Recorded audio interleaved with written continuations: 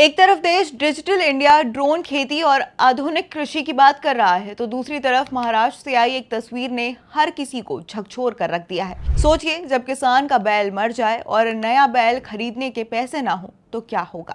एक किसान परिवार के सामने यही दर्दनाक स्थिति आ गई। आकाशीय बिजली गिरने से एक बैल की मौत हुई और मजबूरी ऐसी कि किसान की पत्नी को खुद बैल बनकर हल खींचना पड़ा। खेत में पति हल चलाता रहा और पत्नी कंधे पर जुआ उठाकर बैल की जगह खेत जोत रही थी। इस तस्वीर ने पूरे देश को भावुक कर दिया है। वहीं वीडियो वायरल हुआ, विपक्ष ने सरकार को घेरा और फिर मुख्यमंत्री तक मामला पहुंच गया।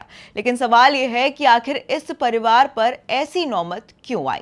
देखिए हमारी एक खास रिपोर्ट। महाराष्ट्र के लातूर जिले के देवनी तहसील के बोम्बली खुर्दा गांव की ये कहानी सिर्फ एक किसान परिवार की नहीं, बल्कि उन हजारों किसानों की हकीकत है जो हर मौसम के साथ नई उम्मीद और नए कर्जे के बीच जिंदगी गुजारते हैं। अब किसान काशीनाथ गायकवाड़ और उनकी पत्नी हौसाबाई खेती करके अपना घर चलाते हैं, लेकिन उनकी अपनी कोई जमीन नहीं है। वे दूसरों की जमीन ठेके पर लेकर खेती करते हैं और उसी से परिवार का गुजारा होता है। कुछ दिन पहले तक सब कुछ सामान्य चल रहा था, लेकिन 5 जून को अचानक आई एक प्राकृतिक आपदा ने उनकी जिंदगी बदल कर रख दी। आकाशीय बिजली गिरने से उनके 2 बैलों में से एक बैल की मौत हो गई। यही बैल उनके लिए खेती का सबसे बड़ा सहारा था।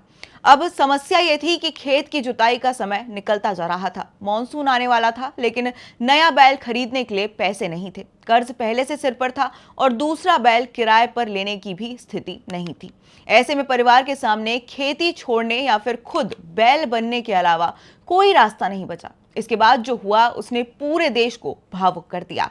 खेत में काशीनाथ हल पकड़कर चल रहे थे और उनकी पत्नी हौसाबाई बैल की जगह खुद जुए को कंधे पर उठाकर खेती जोत रही थी। धूल भरे खेत में पति पत्नी की ये मेहनत और मजबूरी कैमरे में कैद हो गई। किसी ने इसका वीडियो बना लिया और देखते ही देखते ये वीडियो सोशल मीडिया पर वायरल हो गया। वीडियो सामने आते ही विपक्षी नेताओं ने महाराष्ट्र सरकार को घेरना शुरू कर दिया।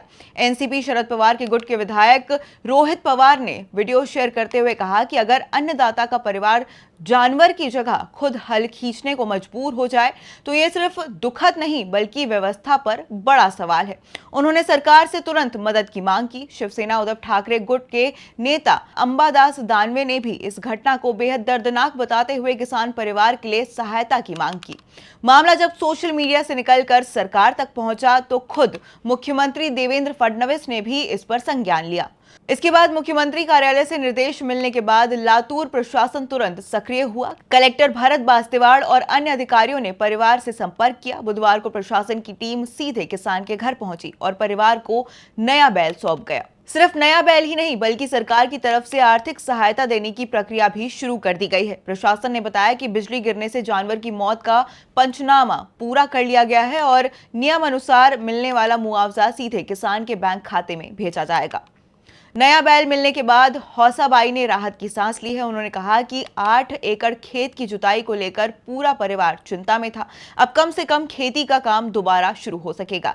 लेकिन इस घटना ने एक बार फिर ये सवाल खड़ा कर दिया है कि आखिर देश का अन्नदाता कब तक ऐसी मजबूरियों के बीच जीता रहेगा।